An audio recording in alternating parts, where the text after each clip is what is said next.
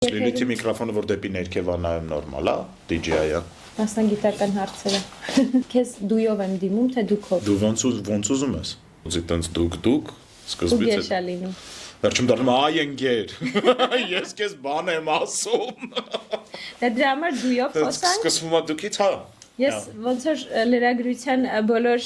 Հասկացա, ժանրի, պարտադիր բաները, այո։ Բայց դրա համար նախապես բոլորին հարցնում եմ, ոնց է ոնց է, մեկը լրատվական ռադիո է, բայց ինքը ռադիո չի, YouTube-ում է։ Մյուսը գործարարալիք է, բայց ինքը ռադիո է։ Արի ասեմ լրատվական ռադիոյի եւ գործարարալիքի տնօրեն։ Այո։ Ձայնը շատ եմ լսել։ Հա։ Բա չեք տեսել։ Դե ռադիոյով չերևում մեքենայի մեջ։ Լավ չենք աշխատում, ոչինչ։ Շուտով լավ կաշխատենք Երևան։ Ուզում ես Բարի բաներ երկու խոսանք։ Ինչ ուզում ես խոսանք։ Մասին էլ խոսանք, որ ոնց է Չի լինի, հա, բարի բաներ խոսանք։ Ոչ մի ձև Ողջույն, այսօրվա Սևարքում բացահայտելու ենք լրատվական ռադիոյի եւ գործարարալիքի տնօրեն Դավիթ Խումարյանին։ Ողջույն Դավիթ։ Ողջույն Լիլիթ։ Շնորհակալ եմ, որ ընդունեցիր առաջարկս։ Առաջին անգամ ես երևի ֆորմատով, որ խոսելու ես ավելի շատ քո մասին, ոչ թե հարցնելու ես։ Ես եմ շնորհակալ, հա, անսովոր դեր է ինձ համար։ Դու ծնվել ես մի ընտանիքում, կարելի ասել, ծնվել ես բառացիորեն ռադիոյում։ Ռադիո ասենք, թե ռադիոյի դեպ։ Այդտեղ փիլիսոփայական վեճ կա ռադիոյի մարդկանց մեջ, ես կարծում եմ ռադիո։ Ռադիո, լավ, մենք կօգտագործենք ռադիո բառը այս մեր զրույցի ընթացքում։ Ծնվել ես բառացիորեն ռադիոյում, հայրիկդ ռադիոյի ամենակարկառուն դեմքերից է եղել եւ նրան նաեւ անվանել են ռադիոյի մայակ։ Այս պատմությունից գալով ինչ էր քո համար այս ընտանիքում ծնվելը մասնագիտության շարունակություն էր, թե քո առօրյայի մի մասն էր։ Դե շատ դժվար է կողքից գնահատել մի բան, որին դու կողքից չես նայել։ Այսինքն որպես ինչ որ process ամփոփես տեսակ քեզ համար ինչա պետք է process մի փոքր հեռվից նայես, ես քանի որ ուրիշ ընտանիքում չեմ եղել, ուրիշ կյանքով չեմ ապրել, ինձ դժվար է գնահատական տալ։ Մեծ հաշվով մեր տանը ռադիոն առօրյայի մի մասն է եղել միշտ, որը երևի թե ընտանեկան բոլոր ձեռնարկությունների պրոբլեմն է, երբ ընտանեկան հարաբերություններն ու աշխատանքային հարաբերությունները խառնվում են իրար, այսինքն ինչ չկան աշխատանքային եւ ոչ աշխատանքային ժամեր, չկան ընտանեկան ժամեր եւ այլ։ Այդ բոլորը տենց իրար հետ ապրում է, ինչը ես չի ասի, որ տենց այնքան էլ լավ է, էլի։ Այսինքն 24/7 բոլորդ լուրերի մեջ եք։ Այնքան այդ միանշանակ որ լուրերի մեջ ենք, բայց նաեւ ինչ որ աշխատանքային հարցերի քննարկումներ, որոնք որ եւ ընտանեկան ճաշերի ընթացքում են եւ ընտանեկան առողջությունների եւ սովորաբար եւ այն ժամերին, որին որ սովորաբար մարդիկ հանգստանում են եւ զբաղվում են իրենց առօրյայով, այսինքն աշխատանքը դառնում է քո առօրյայի բոլորի անբաժանելի մասն է, բայց քո մոտ նաև դառնում է անավարտելի մասը։ Այսինքն դա չի ավարտվում, դու անդադար տենց ապրում ես աշխատանքով եւ տանը եւ տնից դուրս։ Մայրիկդ էլ է հիմա հանրային ռադիոյում է աշխատում, երկար տարիներ աշխատել է։ Երևի թե 40 տարին կամ մի փոքր ավել կամ մի փոքր պակաս։ Քո տարիքից ավելի։ Իմ տարիքից ավելին։ Այո։ Բացի այդ, նաև հանրային ռադիոն կարծես թե դարձել է բոլորի տնտանեկան մի վայրը, չէ՞, երևի։ Իմը չէ, որովհետև երբ պապայի գրասենյակը հանրային ռադիոյում էր, ես փոքր էի, չնայած հաճախ եմ այդ շենք եկել այդ տարիքում, բայց ես փաստորեն չեմ աշխատել հանրային ռադիոյում։ Հանրային ռադիոյում աշխատել է Գարեգինը Խումարյան եւ մայրս մինչեւ այսօր աշխատում է։ Այսինքն բայց ամեն դեպքում այդ շինությունը ինձ էլ հարազատ է, նախ որովհետեւ ես այդտեղ ինչ-որ մանկական տարիքում շատ եմ ժամանակ անցկացրել եւ իհարկե որպես մորս աշխատավայր։ Ինչ-որ էմոցիոնալ կապ կա այդ տարածքի հետ։ Ինչի դա հարցրեցի, որովհետև ձեր մասին, այսինքն երբ որ քո մասին են խոսում, միշտ պարտադիր խոսում են Խումարյանների ընտանիքից։ Դու հաճախ ասում ես, որ աշխարհում հաղթում են ընտանիքները, դա քեզ համար ինչ մեծ կարևորություն ունի։ Այնքան ի վերուստ եկած բան է, որ իր այլընտրանքային տարբերակը քննարկելը ուղղակի տրամաբանական չէ, այսինքն դա ուղղակի տենց է ստացվել։ Հիմա ոնց որ իմ ազգանունը ասոցացվում է ոչ միայն իմ հետ, միգուցե ես ամենափոքրն եմ, մեր երեխեքին չհաշված իմ եւ Գարեգինի, հա, գործողներից ես տարիքով ամենափոքրն եմ եւ երևի թե իմ հետ ասոցացվում է ամենավերջում ամեն դեպքում, հա, այսինքն երբ որ մարդիկ լսում են իմ ազգանունը, ինձ երևի թե ամենավերջում են պատկերացնում։ Ու դա ոնց որ այդպես է ստացվել, բնականորեն։ Տարիքային հերթականությունը։ Տարիքային հերթականությունը բնականորեն դա այդպես է ստացվել։ Հաջորդը ամենայն հավանականությամբ կլսեն Լուսինեին, եղբորս մեծ աղջկան մեր Լուսինեին, հետո հուսամ տղայիս, հետո հուսամ մնացած երեխաներին, բայց ամեն դեպքում այս պահին, հա, մեդիա ինդուստրիայում աշխատողներից ես վերջինն եմ, ով ասոցացվում է այս ազգանվան հետ։ Դա տենց է ստացվել, հա, ինքը տենց է ստացվել, ես ամենավերջում եմ, այդ ոչ լավ է, ոչ վատ է, Այդ ուղղակի տենց է, դա նրանից չի, որ ես ինչ-որ մեկից ավելի լավն եմ կամ ինչ-որ մեկից ավելի վատն եմ, վստահաբար երևի ինչ-որ մարդկանցից ավելի վատն եմ Խումարյաններից, բայց դա դրա հետ կապված չի, դա ուղղակի նրանից է, որ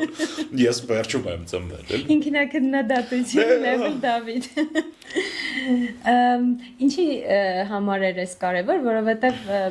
հայրիկիդ մասին հուշերը երբ որ ուսումնասիրում եմ, իրենից ուսանողները շատ պատմում են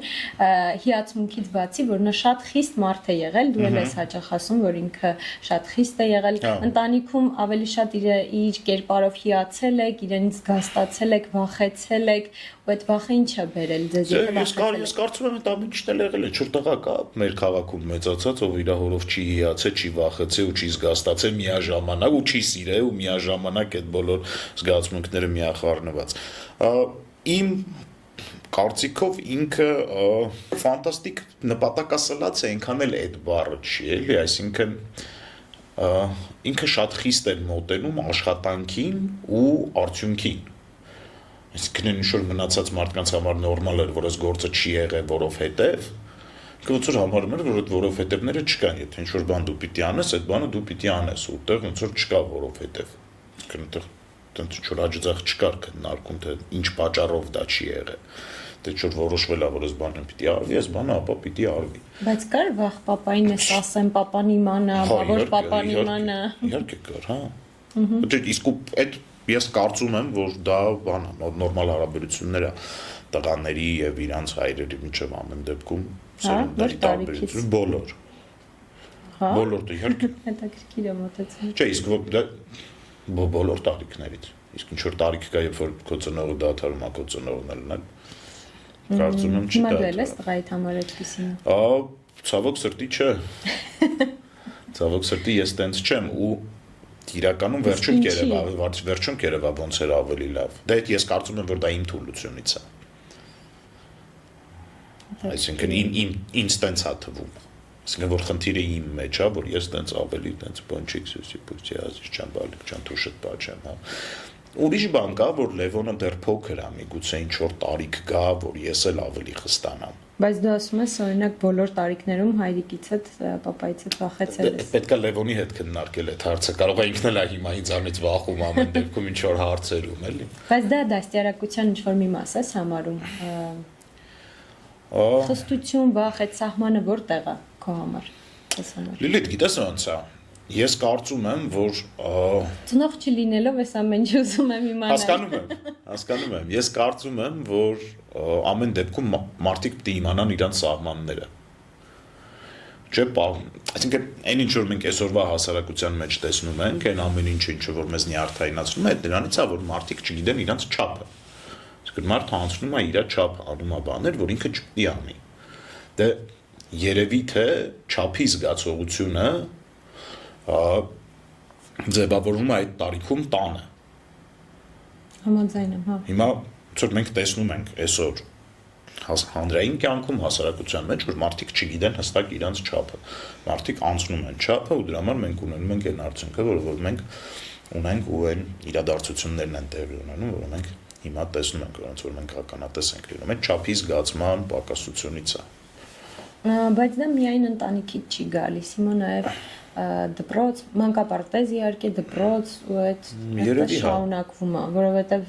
երեխեքը այդ տարիքում իրենց համար ավելի ավտորիտետ բառը ասեմ, երևի մեծություն են լինում իրենց հասակակիցները ու հոգեբաններն էլ են այդպես նշում, որ իրենց հասակակիցներն են իրենց համար կարծիք թելադրողը։ Այդ տարիքում քեզ համար այդպես է եղել, թե ամեն դեպքում ծնողների կապը շատ մեծ ազդեցություն է ունեցել։ Դժվարանում եմ պատասխանել, որովհետև երբեք չեմ կենտրոնացել այդ հարցի վրա, թե ֆիքսում եմ ով է իմ համար հեղինակություն, ով ավելի մեծ հեղինակություն, ով ավելի փոքր հեղինակություն։ Ընդհանուր առմամբ ես կարծում եմ, որ մեր ժամանակներում մարդիկ չափից շատ են փորփրում իրանց, որպեսզի հասկանան արդյոք իր համար երբ ինքը փոքր էր, ով էր ավելի մեծ հեղինակ։ Մնացաշով ինչա դա փոխում, էլի ոչ իրանց կյանքում եւ մնացածի կյանքում։ Եթե ինքը բարձրաց, որ X մարդն էր այդ հեղինակությունը կամ Y մարդն էր այդ հեղինակությունը։ Հիմա այդ դրան էլի պետքա Այդ էլ ինչ-որ եսասիրության նշան է, ինքնակենտրոնացման վրա մարդիկ անպայման ուզում են պարզեն իրենց զգացմունքները եւ իրենց էմոցիաները այս տարի անցած տարի եւ դրանից նախորդ տարի եւ հասկանալ թե ինչ է փոխվել իրենց կյանքում այս տարի հաջորդ տարի եւ այլն կարծում եմ մարդը իրան ավելի թեթև վերաբերվի էլ ինքն իրան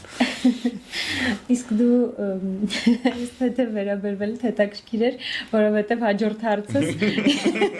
այդքան էլ թեթև չէր Մարդը ինքն իրան թեթև վերաբերվի առաջ շատ չկենտրոնանա իրա վրա Ունեցել ես ինչ-որ մի տարիք երբ որ մտածել ես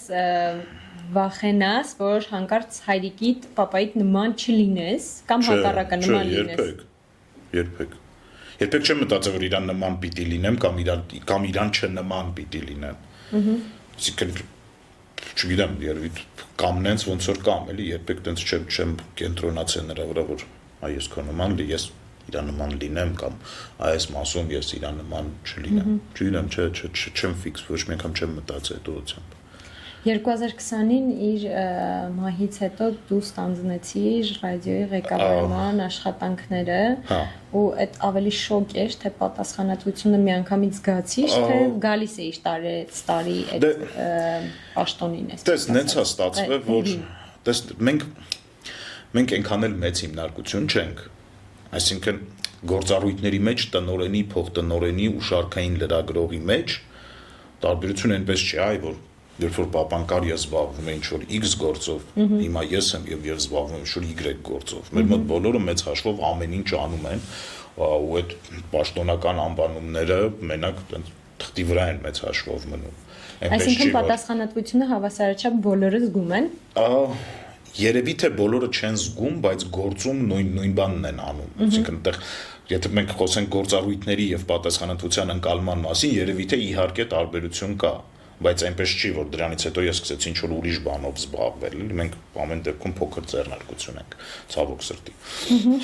այնքան էլ մեծ չենք էլի մաղթում ենք որ մեծ այնքան էլ մեծ չի որ դեռ ինչ որ տնօրենը նստած է մի մեծ սենյակում եւ այլևս ինքը տնօրեն է եւ ինքը այլ քայլվածքով է մտնում տարած եւ նստում է ուրիշ սենյակում եւ Դե ես կարող եմ հաստատ փաստել որովհետեւ միշտ հյուրընկալ է գործարար ալիքի դռները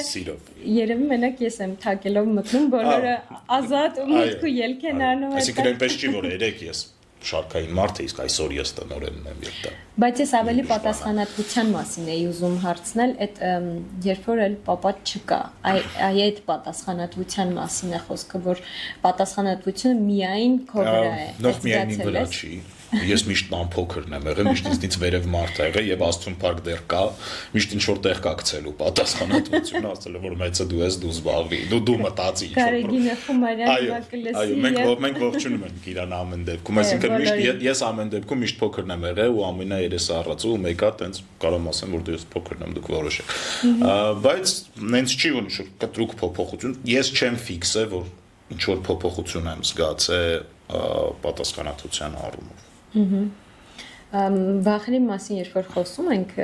դու երիտասարդ տարիքում ես այդ քո ասացի երես առած տղան եղել ու բանակում դա ինչ որ մի պահից փոխվել է կպատմես այդ Դա ինչ որ պահից փոխվել է չգիտեմ տենցա պետք ասել որ փոխվել է Ոչ թե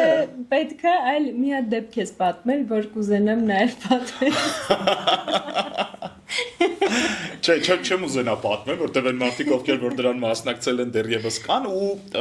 ես ուզում եմ ասեմ, որ ես իմ բանակային տարիները շատ մեծ ջերմությամբ եմ հիշում։ Ուզում եմ ասեմ, հիմա մեր հասարակության մեջ բանակին վերաբերմունքը փոխվում է։ Իմ ծառայության ժամանակ էլ, այսինքն մինչև իմ ծառայությունն էլ հիմա էլ մենք հաճախ լսում ենք, որ բանակում անցկացված տարիները դրանք կորցրած տարիներ են։ Ցավոք, բայց ես տարածվում ես ուզում եմ բոլորին ասեմ, որ ես խիստ կասկածում եմ, որ իրանք այդ 2 տարին կարան ավելի արդյունավետ օգտագործեն, քան իրանք ծնողների, սիրելի էակների, երեխաների, մայրերի եւ քույրերի պաշտպանությունը ապահովելը։ Չեմ կարծում, որ իրանք այդ 2 տարվա ընթացքում կարան ավելի իմաստալից զբաղմունք գտնեն իրանք կյանքում, էլի, այսինքն ինչ եք դուք անում այդ 2 տարվա ընթացքում, որը ավելի կարևոր է, քան սեփական երկրի պաշտպանությամբ անմիջականորեն անմիջապես զբաղվել այդ մարդու իմ կյանքի լավագույն 2 տարիներից է եղել ծառայության տարիներով հորդորում եմ որ բոլորը գնան ծառայեն այդ լավ տեղ է շատ բան ես սովորում վերադառնում ես ուրիշ մարդ ավելի լավ Մանավանդ փոքր տարիքում այդպես փափուկ մեծացած տղա է եղել չի ասի որ փափուկ մեծացած եմ եղել ես ինձ երբեք բան չեմ Այն ամեն ինչ որ ինձ բանակում, չգիտեմ, անհանգստացրել կամ նեղություն ա տվել, երբեք կապ չի ունեցել նրանից, որ ես այտենց փափուկ եմ մեծացել եւ ինձ այ դրա համար ես հիմա սրան չեմ բանանում, էլի չեմ դիմանում, չեմ դիմակայում։ Դե ինչ որ սահմանափակումներ կան, ամեն դեպքում փակ տարածքում տղամարդիկ են շատ էլի։ Ոնց որ Պարզա որ ինքը իր հետ բերում է ինչ-որ դիսկոմֆորտային վիճակների, բայց ինքը շատ լավ տեղ, ինքը շատ կարևոր կյանքի փորձառություն է եւ ի վերջո դու մասնակից ես դառնում քո միջավայրի պաշտպանությանը։ Դու հաճախ ասում ես, որ վախեր չունես, կարելի է ասել, որ բանակը եղել է նաև այն տեղը, որտեղ որ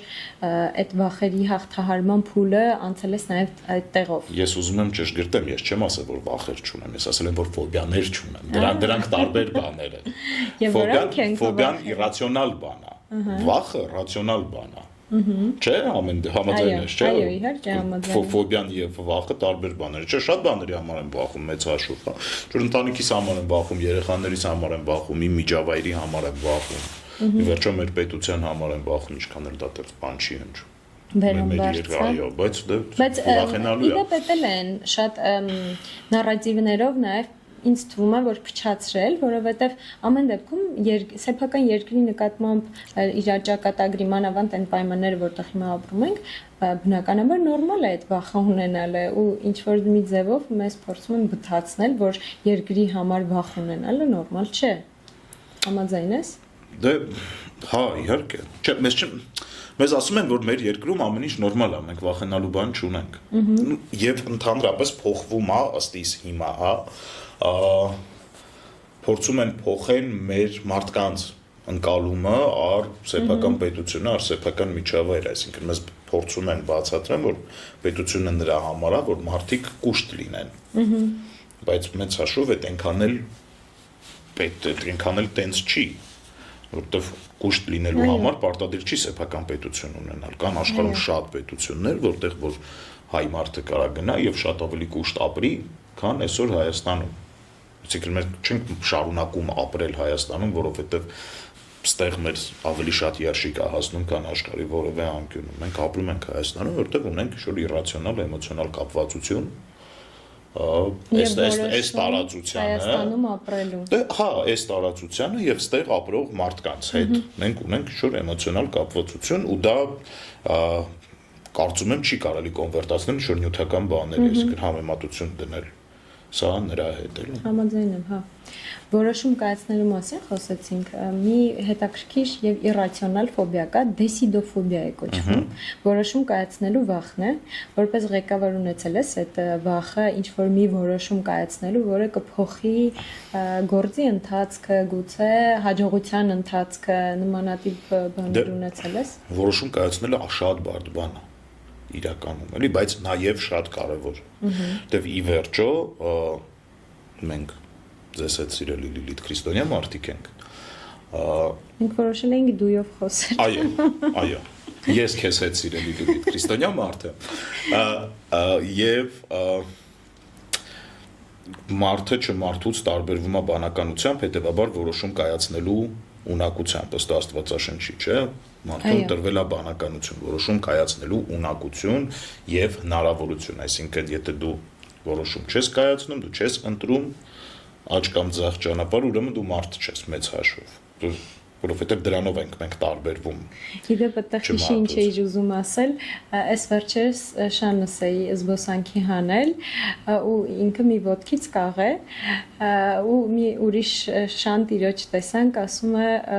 ու իր շունն էլ մոտեցավ, ընկերացան, սկսեցին խաղալ, ասում է ինչ հետաքրքիր բան են, չէ՞, կենդանիները երբեք չեն նայի, ինչ արատ ունի մյուսը, իսկ մենք մարդիկս շատ վատն ենք, կդատենք, կմտածենք մոտենանք, թե չէ, մարդիկ ինչ կմտածեին, ու մեկ էլ ասեց ինձ թվում է Աստված սխալ որոշում է կայացրել, որ բանականությունը մարդուն է տվել եւ մարդուն է տվել աշխարհը կառավարելու բանը,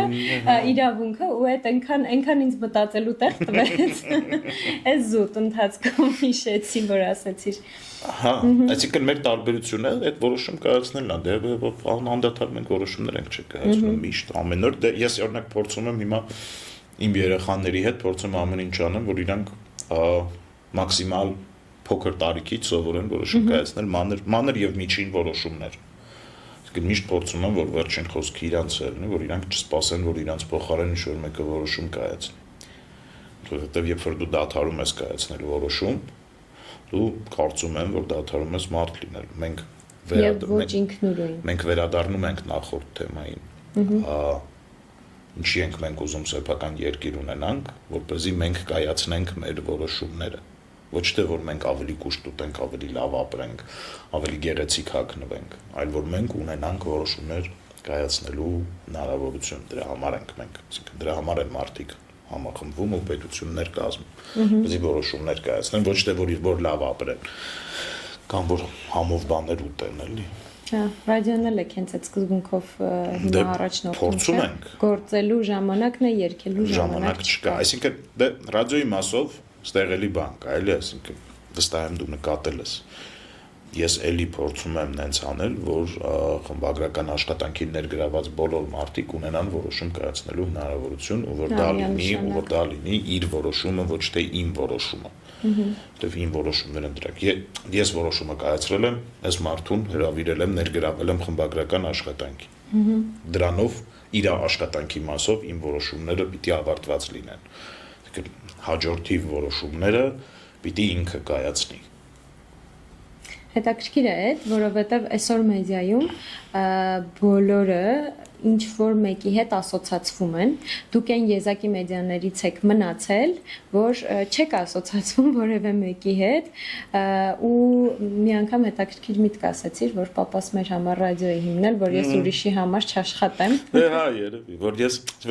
որ ես տամ հյուրերին այն հարցերը, որոնք որ ես եմ ուզում տամ։ Հա, ճիշտ է։ Բայց ամեն դեպքում չար լեզուները միշտ կան, հատկապես մեդիայում անհնար է խուսափել, ունեցել եք այդ ասոցիացիաները ինչ որ մեկի հետ ասոցացվել։ Շատ հիմա ունենում ենք, բարբերաբար իրանք փոխվում են։ Բոլոր կողմերը մեզ մեղադրում են հակառակ կողմի լրատվամիջոց լինելու մեջ։ Դե այդ ընթացքա, որին որ դու պիտի սովորես, պիտի շարունակես ապրել, էլի։ Մենք մեր ընկերությունը 106 եւ 5 կապուղին շահագործում է 2000 թվականից։ Այո։ Այդ 2000 թվականի այդ ընթացքում Հայաստանում շատ տարբեր իրադարձություններ են տեղի ունեցել, քաղաքական իշխանություններ են փոխվել, այդ իշխանությունների մեջ դերակատարներ են փոխվել, ինչ որ դերակատարներ են եղել, որոնք ավելի ակտիվ են եղել մեդիայում, մարդիկ են եղել, որոնք ավելի пассив են եղել։ Ունեցել են իրենց մեդիաները, ունեցել են իրենց մեդիաները, բացել են, փակել են, առել են ինչ որ մեդիաներ, շարունակում են։ Նո այդ ընթացքում մեզ բարբերաբար ինչ որ ուղարկում են կամ մեզ խումբ կամ են խումբ, ասում են այ դուք ընդերից եք կամ դուք ստերից եք եւ այլն, դա Դժվար չի պահել այդ անկախությունը։ Դժվար է պահել, դժվար է պահել ֆինանսական տեսանկյունից։ Շատ բարդ բան է։ Բայց ոչինչ։ Դիմանում եք էլ։ Չէ, դժվար է, դժվար է։ Իրականում հիմա նաև հոգեբաններն էլ են այդ տենդենսը նկատել, որ մարդիկ սկսում են վատ լուրերից, սկսել ստրեսված լինել, news addiction-ը, հա, news-ը վատ լուրերից ու լուրերից ընդհանրապես կախվածությունը մարդու կյանքն է որոշ չափումներով կարճացնում, հա։ Ու այսօր վատ լուրի սպառումը ավելի մարքեթինգային տեսանկյունից ավելի ձեռնտու է դառնում մեծ խաղացողներին ձեզ համար այս մեդիա ինդուստրիայում գործարար ալիքը ու բիզնես լուրեր տեղեկացնելը ինչ որ իմաստով նաև դրական բաներ ցույց տալը այդ առումով դժվար չէ այս մրցակցության մեջ Հա Լիլիթ գիտես Սենց բան եղավ էլի պատերազմից հետո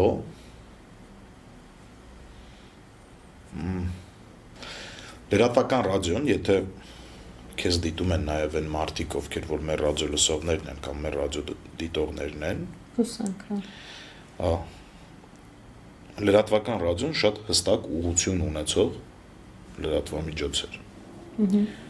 Ու ինքը ինչ որ հստակ պետության եւ պետական օրակարգի վերաբերյալ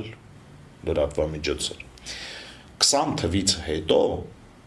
այն պետությունը, որի լրատվամիջոցն էր լրատվական ռադիոն, սկսեց գոյություն չունենալ այլևս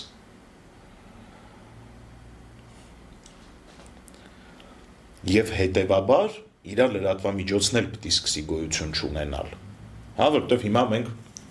նաեւ վերաիմաստավորել ենք լրատվական ռադիոն բացի եթերում վերգետնյա հեռարձակումը դարձրել են գործարարալիք ավելի շատ խոսում ենք տնտեսության ու բիզնեսի մասին լրատվական ռադիոն հիմա համացանցում է բայց այդ մեզ համար էլ էր շատ կարևոր կետ էլի որ դեռ այն պետությունը որի լրատվամիջոցն ենք մենք ինքը էլ չկար փաստորեն մեծ հաշվով այդ մեր լրատվական ռադիոն նրա մասին էր որ լինելու է պատերազմ ու մենք պետք է պատրաստել ենք այդ պատերազմին։ Հիմա դրա մասին մենք տարբեր տեսանկյուններից կարանք խոսենք պատմության տեսանկյունից, տնտեսության տեսանկյունից, հասարակագիտության տեսանկյունից։ Բայց ի վերջո իմաստը ազդակներ տալ հասարակության, որ սկրիվալնելու է, մենք պետք է սրան պատրաստել ենք, որովհետև մենք ոնց որ լավ չենք պատրաստվում։ Հիմա մեր տաղանդը չի հերիք է, որ մենք հասարակական լայն զանգվածներին բացատրենք, որ վերջը կարա վատ լինի։ Այդ պատասխանատվությունը միայն ձեր վրա էր։ Շինչի մենք ինչ գործ ունենք մնացածի հետ։ Մենք ինչ կապ ունենք մնացածի հետ։ Որ քննարկենք ինքը միայն մեր վրա է, թե նաև ուրիշի վրա է։ Մնացածի պատասխանատվության մասին թող մտածեն մնացածը։ Մենք քննարկում ենք, վերլուծում ենք, իմաստավորում ենք մեր պատասխանատվությունը։ Իսկ հիմա կարծում ես մեդիաները բոլորն են զգում այդ պատասխանատվությունը։ Դժվար եմ ասում, մեդիաները ունենց տարբեր են եւ մեդիայում աշխատող մարդիկ էլ ունենց տարբեր են։ Երևի թե մի մասը զգում են, երևի մի մասը չեն զգում։ Երևի կլինեն մարդիկ, ովքեր որ իրանց այդ հարցը բացարձակ չեն տալի։ Այսինքն մորակարգում չկա քննարկելը Իդեպ այդ վախի գործոնը ըստ քեզ ոնց է ազդում մեդիա մենեջերների վրա, որովհետև այստեղ այդքան լրագրողների ֆակտորը չի, երբ որ հա ավելի մեծ ենք դիտարկում մեդիային որպես գործող օրգանիզմ, քան մեդիա մենեջերները, որովհետև ի վերջո որոշում կայացնողներն իրենք են ու խմբագրական ուղղությունները տվողը էլի մեդիա մենեջերներն են։ Այստեղ վախի գործոնը, վախ իշխանություններից, վախ քննադատությունից, վախ իրենց լրատվամիջոցի ապագայից այստեղ ինչ գործոն է ազդում այսօրվա մեդիայի մեդիադաշտի կայացման համար։ Դες ես կարծում եմ դժվար է փորձել ընդհանրացնել մեդիադաշտը, որտեղ մեդիադաշտը ինքնին է շատ տարբեր ու շատ հայտաբղետ էլի։ Այսօր արդեն հա։ Այդտեղ լրատվամիջոցներ են բացում ու փակվում, ես չեմ հասցնում ֆիքսեմ իրանք երբ բացվեցին, երբ փակվեցին։ Կան ինչ-որ ավանդականին մոտ լրատվամիջոցներ, որոնք վստահ եմ ունեն այն նույն խորերը, որոնք որ ես ունեմ, թե լրատվամիջոցի ապագայի, թե իրենց անձնական ապագայի, թե երկրի ապագայի եւ այլն, բայց վստահ եմ, որ կան լրատվամիջոցներ, որոնք բացվել են մինչև ընտրությունները, փակվելու են ընտրություններից հետո։ Ինչը միշտ եղել է, ինչը ոչ լավ է, ոչ վատ է, ուղղակի պետք է ընդունել, որ տենց մեդիա խոսքերի մեջ նաև մտնում են նմանատիպ լրատվամիջոցներ։ Իսկ այդ վախի գործոնը, որ ասացի, ըստ քեզ ո՞նց է ազդում մեդիայի ձևավորման վրա ընդհանրապես այսօրվա հայկական դաշտում։ Իհարկե դու ասել ես լավ թեմաներից խոսենք, բայց Իսի արդար լինենք, չեմ կարծում, որ Հայաստանում մեդիան ճնշված է։ Դա ճիշտ։ Ես չեմ կարծում, որ ինքը ճնշված է։ Ուրիշ բան կա, ուրիշ հարցեր կան, որոնք ինձ անհանգստացնում են հայկական մեդիայում։ Ինձ անհանգստացնում է, որ չկա մեդիա շուկա։ Այդ շատ է ինձ։ Ինչը բերում է մեդիայի կախվածությանը այլ ինչ-որ կենտրոն։ Ինքը սկսում է ինչ-որ գործողություններ անել, որտեղ ինքը շուկայից չի կարող փող հավաքի, ինքը սկսում է տարբեր ինչ-որ գործողություններ անել այդ փողը գեներացնելու։ Հիմա դրան տարբեր ձևեր կա, կամ ինքը ինչ-որ վերնագրեր է գրում, որին որ շատ կլիկ անեն, կամ ինքը գնում է ինչ-որ քաղաքական ձյաձյայի ասում է ինձ փող տուր։ Ամեն դեպքում ինչ-որ անառողջ բան է տեղի ունենում նրանից, որ լրատվամիջոցը չի կարող շուկայից նորմալ արդար փող հավաքի, գովազդով կամ ինչ-որ այլ PR ծառայություններով։ Ինչը աշխարհում ընդունված տարբերակ է ու աշխարհը վաղուց անցել է դրան, որ իր անկախությունը կարողանա գոնե պահել։ Կան տենց լրատվամիջոցներ աշխարհում ու երևի թե կայուն երկրներում, կայուն շուկաներում մեծ մասը տենց էլ ապրում են, եթե մի կողմ դնենք հանրային հեռարձակման ինստիտուտը որպես երևույթ, որ հանրային հեռարձակողները այլ ֆինանսավորման աղբյուրներ ունեն, իրանք այդ աղբյուրներով են սնվում ապրում, բայց կա կոմերցիոն մեդիա, կա կոմերցիոն հասարակական քաղաքական մեդիա նաև, ինչը որ մեր մոտ ոչ մի ձև չի ստացվում, ունենալ կոմերցիոն հասարակական քաղաքական նորմալ մեդիա։ Ֆրանսիայում իդեպ կա, իրենք ունեն ազգային կարծեմ մինչև 10-ի հասնող ալիքներ, բայց այդ բոլոր ալիքները չեն սնվում պետությունից։ Սնվում են իրենց սեփական միջոցներով, ինչը երևի Հայաստանում դժվար կլիներ։ Մեր մոտ շատ բարդ է, ըստիս շուտ հանրային հեռարձակման հետ կապված խնդիրներ շատ կան, ուղղակի չեմ ուզում հիմա դրանց վրա կենտրոնանամ, որովհետև շուտ աֆիլիացիաներ կան, չեմ ուզում որ կողմնականը չի իմ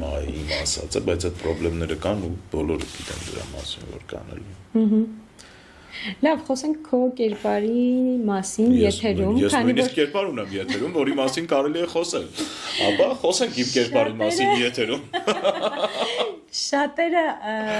շատ մեծ պատասխանատվությամբ են մոտենում քեզ հետ հարցազրույց ունենալուն, ձեզ մոտ գալուց, հա, այդպիսի կարծիքների եմ ես հանդիպել։ Իդեպ մի հատ հետաքրքիր այսօր գտել եմ այդ բառը։ Հիպոպոտոմոնստրոսեսկվիպեդալիոֆոբիա։ Այո, շատ վախենալու բառ։ Սա կոչվում է երկար բառերից վախ։ Այո։ Նախ ունես նմանատիպ բառեր անհարմար, որոնք եթերում ասում ես։ Չէ։ Եվ խուսափում չեմ կենտրոնացա։ Չեմ ֆիքսվել դրա վրա։ Եվ երկրորդը ավելի մի քիչ երկար մտածելու հարց։ Արդյոք ունենում ես զրուցակիցներ, որոնց ուզում ես օրինակ, չգիտեմ, մինչև վերջ հասնել այն իր ցավոտ կետին, բայց չես անում, բայց հասկանալով, որ ունի այդ ցավոտ կետը։ Շատ։ Ինչ ես անում այդ դեպքում։ Ոչ մի բան։ Շատ մարդ կան, որ ես գիտեմ հարցազրույցից հետո որ կարայի շատ ավելի չոր լինեի, բայց չեմ ունում չոր հանգամանքներից ելնելու։ Ու տեղ բան չկա, էլի թաքցնելու բան չկա, նաև տեղ անձնական սիմպաթիայի հարց էլ կա։ Ես չեմ կարող չէ ասեմ, որ ես ռոբոտ եմ եւ բոլոր հյուրերին վերաբերվում եմ նույն կերպ։ Իսկ համաձայն Այսինքն ստացվում է, որ համաձայն չես այն կարծիքի հետ, որ ասում են լրագրության մեջ պետք է պարտադիր օբյեկտիվությունը պահել։ Չէ, դրանք տարբեր բաներ են, հա, իհարկե օբյեկտիվությունը բան, բայց մենք ոնց որ բանի մեջ չենք, չէ, կոլբայի մեջ չենք, հա, լաբորատոր պայմաններում իհարկե։ Բայց դա չի ստացվում, մենք փոքր հասարակություն ենք, որ մարդկանց հետ ունես ինչ-որ X տեսակի հարաբերություններ, հետո ինքը գալիս է քո մոտ տաղավար։ Ես ուրիշ բան եմ անում։ Ես խուսափում եմ իրանց հետ հարցազրույց անելուց ուղղակի։ Ում հետ որ ունես ում հետ որ ինչ-որ անձնական հարաբերություններ ունեմ, ում հետ որ սիմպաթիա ունեմ կամ հակառակը սիմպաթիա չունեմ, ում հանդեպ ինչ-որ էմոցիոնալ բաղադրիչ կա, խուսափում եմ իրանց հետ հարցազրույց անելուց։ Խնդրում եմ, որ գործընկերներիցս մեկը իրանց հետ անի այդ հարցազրույցը, որ այսինքն իմ անձնական վերաբերմունքը այդ մարդուն չարտացոլվի արտադրվող բովանդակության վրա էլի։ Դա խանգարում է ըստ քեզ։ Շա, ինձ խանգարում է։ Հիմա չգիտեմ, կարող է ուրիշ մարդկանց չի խանգարում, բայց ինձ խանգարում է։ Ինձ ուսամ չի խանգարում, որովհետև իմ բոլոր հյուրերի հետ միշտ այդ անձնական վերաբերմունքը կա ու ինձ թվում է այս ֆորմատն էլ։ Դե դու չես ուզում նեղանկյուն գցես հյուրերի, դե ինչ որ դեպքեր ալում, երբ որ դրա կարիքը լինում է։ Ես բանակի թեմային որ շատ կպնեի կպատմեի։ Ահա, բայց ինքը մեր այդ պատմությունը մենակ իմ մասին չի, չէ՞, դրա համար ես չեմ ուզում իրան պատմել։ Նկատի ունեմ, այսինքն ինչ որ մարդ կա, որին որ ակնհայտ պետք է ինչ որ անկյուն գցել, բայց ցույց ես չեմ կարող այդ անեմ։ որտեվ տենց չգիտեմ, լավ են վերաբերվում այդ մարդուն, դրա համար խնդրում եմ, որ գործընկերներից մեկը դա։ Ես եմ նայեմ ապակու այն կողմից։ Իմ նպատակը այս դեպքում իրենց ճանապարհը անցնելը ցույց տալն է, որ մարդիկ տեսնեն, որ հաջողակ մարդիկ են ունենում դժվարություններ։ Այդ դժվարություններից կխոսես, ունեցել ես ինչ-որ ժամանակակից բառով ասած ֆակափներ, որոնք քեզ շատ մեծ դաս։ Տոտալ, սաղ, ամեն օրը մի քանի անգամ։ Ես միշտ կարծել եմ, որ հաջողությունը համառության արդյունք է։ Երևի թե կան աստվածաշնոր մարդիկ, ում որ վերևից sense տրված է հաջողակ լինելը եւ իրանք ինչին կպնում են, իրանց մոտ ստացվում է 5-ին գումարածի։ Հիմա ոնց որ ես չեմ ու ես չեմ հանդիպել այդպես մարդկանց։ Իմ հանդիպած բոլոր մարդիկ, ովքեր որ հաջողել են, այդ եղել է իրանց համառության արդյունքում։ Ամեն դեպքում ես համարում եմ, որ հաջողությունը ստատիստիկ երևույթ է։ Շատ հաջողակ լինելու համար պետք է ուղղակի շատ փորձել։ Շատ փորձել, չի ստացվելու, պետք է էլի փորձել, տենց պետք է այնքան չստացվի, մինչև ստացվի։ Կընտրել տենց։ Բան չկա, ասածդ ամեն օրվա անհաջող փորձերից մի քանիսը, որոնք որ շատ մեծ են եղել ու ինչ որ որոշիչ դեր են ունեցել, կպատմես։ Ի ուրախությունից շատ մեծ չի եղել։ Երբեք չի եղել, որ մենք տենց տապալվենք, որ տենց տապալվենք ու տապալվենք։ Բայց որը որ այն որ անգլերեն ասում են lessons learned, այսինքն որից ինչ որ բան ես սովորել, կհիշես։ Դες երևի Պրոբլեմը նրանում է, որ ես տենց այնքան էլ չեմ կենտրոնանում տեն։ Վստահաբար ինչ որ մի բան մնում է, չէ՞, դե հիմա ու բան չի, տախտակում չի, որ բալնի չմտնի գլխիդ մեջ, հա, մնում է, բայց ես տենց չեմ կենտրոնացել, որ ֆիքսում եմ, այ տես այսա սենց արեց, այլևս երբեք իմ կյանքում ես սենց չեմ անել։ Եվ ես սովորեցի A, B, C եւ D։ Դե տենց չի լինում, հա։ Բայց ամեն դեպքում ինչ որ մի բան կպատմես, որ տենց դժվար է եղել ձեր համար դուրս եկել դրա տակից, այսպես ասած, հա։ Դե դες էլի դրանք ստանդարտ արհավիրքներն են, որը բոլորն է COVID-ը մենք շատ դժվար ենք տարել որպես լրատվական միջոց։ Ինքը տենց շուտ ֆինանսական մեծ բաների ապերը, բացերի ապերը, որը մենք շատ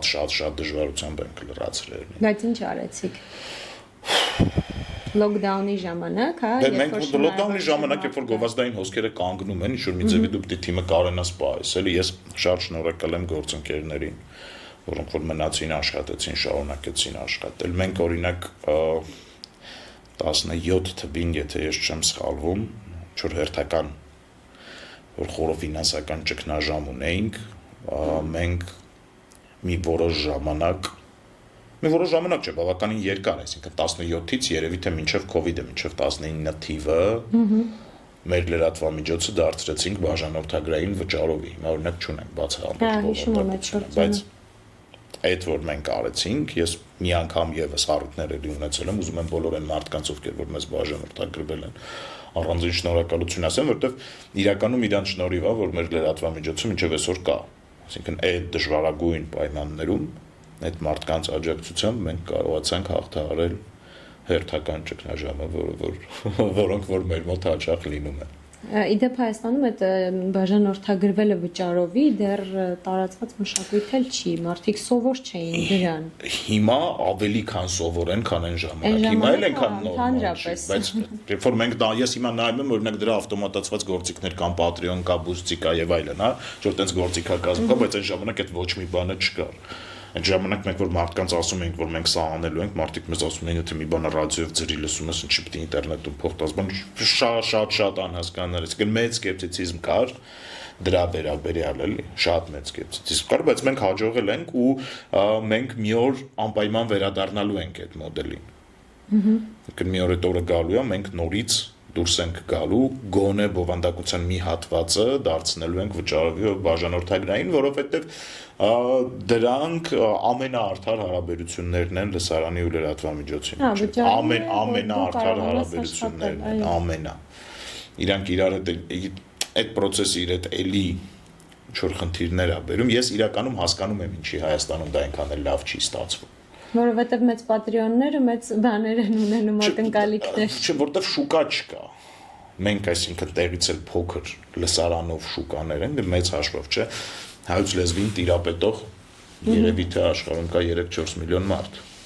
ով Դե 8 միլիոն հայերից է երևի կեսը գիտի հայերեն։ Երևի կեսը գիտի հայերեն, դրանց մի մասը անչափահաս է,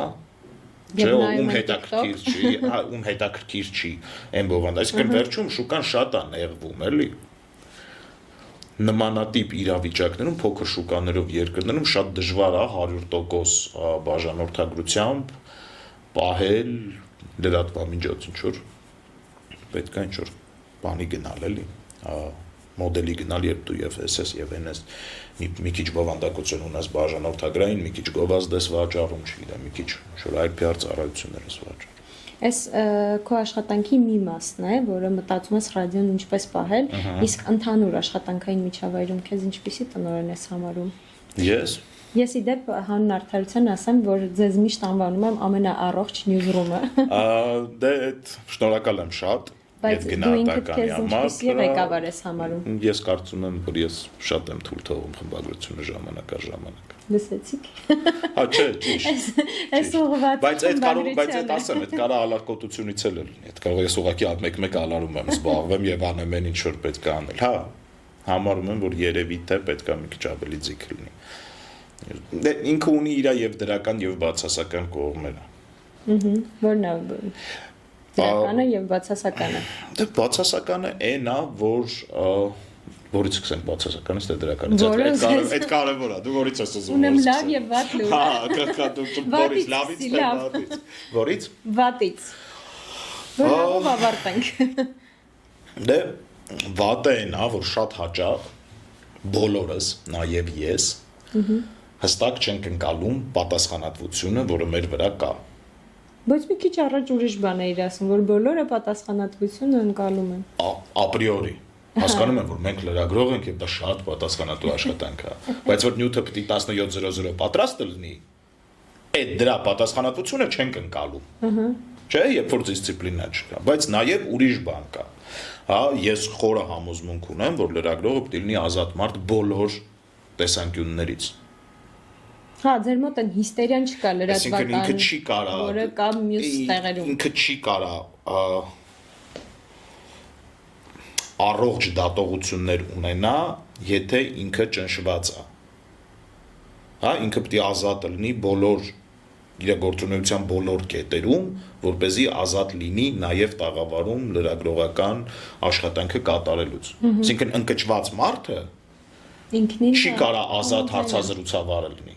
Դեռ ինքը ընկճված է, ինքը տենց ինչ-որ բարիերներ ունի եւ ստոպեր ունի, չի կարելիներ ունի, ու այդ չի կարելիները ու ստոպերը չեն կարա չանդրադառնան։ Բերում են ինքնագրաքննության։ Իհարկե, այդ եմ ասում, այսինքն մարդը պետք է ազատ զգա իրան։ Okay, իսկ լավ կողմը։ Թե դա լավ կողմը։ Այդ լավ կողմն է նա, որ իրանք ազատ են լիովին։ Չափից շատ։ Եվ դա իրանց թույլ է տալի, իրանց նաև ազատ զգալ աշխատանքում։ Վատ կողմն էլ է նա, որ մեկ-մեկ չափից դուրս ազատ։ Եվ լավ էր, փաստորեն եւ վատ կողմ էր։ Իսկ վախենում ես մեդիա դաշտի քննադատություններից։ Վատ կոմենտներից։ Ոցերցեք չեմ վախում կոմենտներից։ Որն է եղել են ամենավատ կոմենտը, որ հաղորդավարը չաղա ներվային ու անգր, չէ, հաղորդավարը ներվային է ու անգրագետ։ Ինչին ես պատասխանել եմ եւ չաղ։ Իմ անձնական էջով, այսինքն տենց չէ, վաղուց չեմ ներվում կոմենտներից։ Կար մի ժամանակ, երբ մենք նոր էինք անցել վիզուալ տարբերակի, որ ես եւ Գարեգինը մի օր որոշեցինք, որ վատ կոմենտ գրողների հետ պետք է անձամբ խոսանք եւ կարող է նույնիսկ փորձենք իրանց ինչ-որ վատ բաներ անենք, եթե իրանք վատ բաներ են գրել, ստացվեց որպես քաղաքի պատվախնդիր տղաներ, հա, այդ դրամաբանության մեջ էլի։ Ստացվեց, որ 15 կոմենտից մենք ոչ մեկին չկարողացանք տեսնել, որտեղ մեկը չպատասխանեց, մյուսը պարզվեց, որ Հայաստանում չի, երրորդը բաղը բանակ է գնում, չորրորդը հեռախոս չունի եւ մենք հասկացանք, որ դրանք ուղղակի դատարկ մարդիկ են, այսինքն լուրջ վերաբերվել է անիմաստ։ Այդ ամեն ինչին ինչ որ մի պահից անջատում ես ինձ թվում է ես չեմ կարդում կոմենտները կարող է սխալ եմ անում բայց ես չեմ կարդում կոմենտները ոչ լավերը ոչ վատերը երևի պետք է ինչ որ adekvat մեկնաբանություններին արձագանքել ցավոք սրտի մենք ռեսուրս չունենք դա անելու քո թե լրատվամիջոցի մեկնաբանությունների ես տենց առանձին բովանդակություն չեմ գեներացնում, որ ինչ-որ մեկը մեկնաբանի, ես էլ նկատում եմ, երբ որ կադրում դու ես, թե բոլորի մասին։ Իմ համար բացարձակ տարբերություն չկա կադրում ես եմ, թե ինչ-որ ուրիշ մարդ է։ Այսինքն ես տենց չէ, սա իմ հաղորդում, իսկ սա իմ հաղորդում։ Տենց չի։ Մի քիչ անցնենք քո անձնական վախերին։ Ես գիտեմ, թե դու ինչ նաև պատասխանատու հայր ես, որովհետև պարբերաբար, եթե անգամ ես չիմանամ, մարդիկ կտեսնեն քո սոցցանցերի գրառումները երեխաների հետ եւ շատ վախենում ես քո աղջիկա ապագայի համար։ Շատ վախենում եմ աղջիկների ապագայի համար բոլոր, որպես աղջիկների հայր, այո։ Ինչ ես Ես չեմ անում այդ վախերին վախենում, ոչ մի բան չեմ ընդառաջ գնալու անում, ուղղակի համար։ նստած իմ համար վախում եմ, հասկացել եմ, որ ոչ մի բան չեմ կարող անեմ եւ այս պարագայում ինձնից ոչինչ կախված չի։ Ուղղակի ինձ համար վախում եմ։ Ինչու։ Ինչու։ Այս շատ բազմաշերտ հարց էր երևի, Հա, մենք կարանք շատ երկար խոսանք սրա մասին։ որի մասին նաև շատ հաճախ խոսում ենք Որովհետեւ, այո, որովհետեւ երևի թե ես չեմ պատկերացնում ոնց են ապրում աղջիկները, ոնց եթե տելեֆոնի պարագայում իմ համար հասկանալի են բոլոր վտանգները, աղջիկների պարագայում իմ համար անհասկանալի է, դե անհասկանալի է, հետեւաբար նաև վախենալու է։ Դե տենց շատ բան է էլի։ Իսկ պապա դառնալուց հետո սկսեցի այդ ամեն ինչի մասին մտածել։ Բանից, կնոջս առաջի բանից, հետեխոից հետո։ Մանեն հələ չէր ծնվել, որ ես անհանգիստ էի այդ հարցով։ Բայց նաև օրինակ կինդ էլ շատ պատասխանատու գործ է անում, նորածինների լուսանկարչություն, որը իր հետ բավականին կենսաբանական լուրջ բաներ է ենթադրում, ինքը իհարկե իրեն է պետք գուցե մի օր հրավիրել եւ խոսել այդ թեմայից առանձին, սա առանձին հաղորդման թեմա կդառնա, բայց իր համար դու վախեր չես ունենում մասնագիտական գործունեության մեջ։ Որովհետեւ գայանեն գերազանցիկ է իր տեսակով, այսինքն ինքը սովորել է բոլոր են անցել է բոլոր են դասերը եւ կարդացել է բոլոր են նյութերը, որոնք որ պետք է կարդալ եւ պետք է անցնել, որպեսզի աշխատել նորածին երեխաների հետ, ինքը պարբերաբար մասնակցում է այդ դասերին, սովորում է այդ մասով ես վստահ եմ, այսինքն եթե անհրաժեշտ է 10 միավոր, վստահաբար ինքը 13-ը գիտի եւ ինքը իր այությամբ է, տենց բոլոր հարցերում, տենց գերազանցիկ է, ես տենց Ես հրավիրենք ու մանրամասն կպատմի այդ աշխատանքի առանձնահատկությունները, որովհետև շատ հետաքրքիր ու առանձնահատուկ աշխատանք է։ Ինքը տեսակով գերազանցիկ է, ես տենց շատ միջին հարվածայինից մի քիչ ներքև հարվածայինից։ Հարվածայինից մի քիչ ներքև, ծոյրիկից մի քիչ վերը։ Մի քիչ օբյեկտիվից ավելի շատ է քեզ գնահատականներ տալիս։ Տենց ինչ որ էլի, ես տենց այդ բաներում եմ։ Մի հատ արագ ֆորմատ եմ մտածել, թե ենք հիմա խաղալու։ Խաղացինք։ Okay, սխալվելու վախ, թե ընդհանրապես չփորձելու վախ։ Չէ, սխալվելու վախ։ Լռություն, թե աղմուկ։ Աղմուկ։ Վախ, դժվար ուրիշ բան պատասխանեի նյուզրումից։ Վախենալ ու անել, թե սպասել մինչև վախդ կանցնի։ Վախենալու անել։ Կորցնել հեղինակությունը, թե կորցնել եկամուտը։ Կորցնել եկամուտն ինչ է այդ։ Երբ ա եղել որ մի հատ էլ կորցնել եկամուտը։ Վստահաբար։ Քննադատված հաջողություն, թե աննկատ հանգստություն։ Միշտ հաջողություն, կապ չունի ոնց։ Քննադատված չքննադատված։ Վստահել ինտուիցիային, թե սառը հաշվարկին։ Մի պատասխան կա դրա, նայած որ դեպքերում, դեռ միշտ չի որ նույնն է, երևի թե Մեծ մասամբ ինչով ես առաջնորդվում։ Չգիտեմ, երևի ճիշտ է սառը հաշվարկով, բայց Դու ինտուիցիայով։ Անցյալի սխալներ, թե ապագայի անորոշություն։ Չեմ հասկանում հարցը, արի մի անգամ էլ։ Ընտրել, եթե ընտրելու հնարավորություն ունենաս, կընտրես անցյալի արած սխալներդ, Շտկելը, անցյալի սխալներով ապրելը, թե կընտրես ապագան, թեև ինքը անորոշ։ Միշտ ապագան, միշտ ցանկացած պարագայում ապագան։ Բարձրություն, թե խորություն։ Բարձրություն թե խորություն։ Եթե սարերն է բարձրություն, եթե ծովերն է խորություն։ Վախը թաքցնել, թե վախի անունը տալ։ Մտքում Բարձրաձայնել, չէ, բարձրաձայնելու մասին։ երևի թաքցնել, կարծում եմ։ Պաշտպանել երեխային աշխարհից, թե պատրաստել աշխարհին։ Երևի պատրաստել, հա, ինչի թաքցնել։ Ճիշտ Երևալ, թե անկեղծ Երևալ։ Ճիշտ Երևալ։ Երևալ ուղղակի։ Լավն է, ժառանգությունը պահել, թե քոնը դարձնել ու քոնը վերափոխել։ Ես կարծում եմ, որ ժառանգությունը քոնն է։ Այսինքն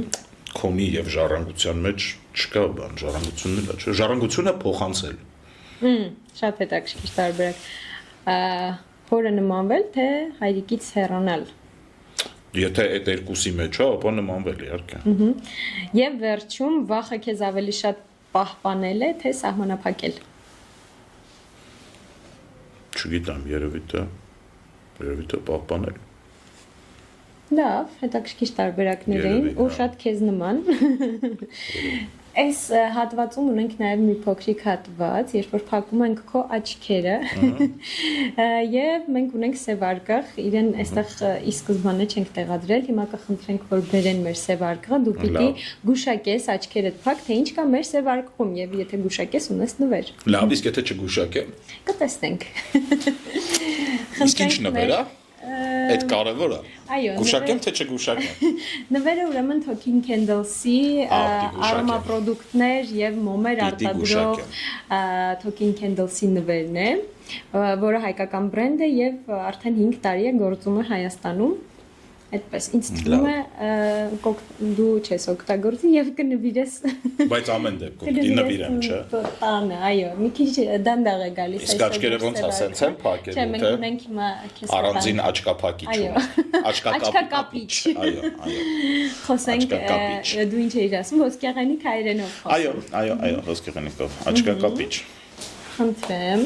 Տվեք իմ աչքակապիչը։ Այո։ Ես արդեն կապեմ, թե դու սպասեմ արկղը։ Չէ, դու փակի։ Հեսա դեսեվար կգա, չէ, ես տեսնում եմ, որ փակել եմ։ Հիմա մեր ըհնց loading, մեր սևարկղը loading է լինում, հիմա գալիս է սևարկղը, մեր թիմը փորձում է շատ լուր մոտենալ։ Լիք կարամ տակից նայեմ։ Չէ, աշխատի չնայես։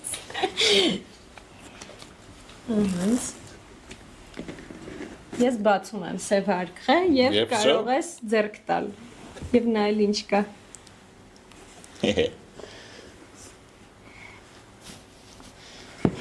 Այդ լավ փիսա է։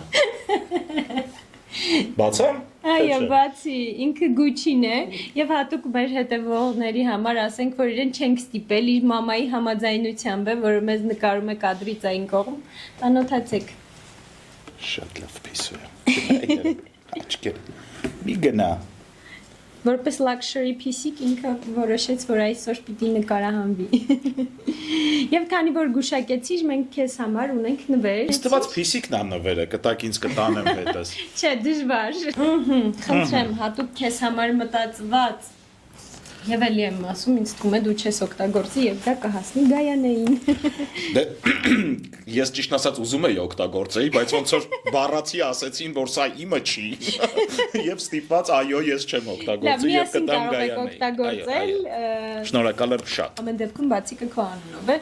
Շնորհակալություն։ Լավ է, գոնե բացիկն է իմ անունով։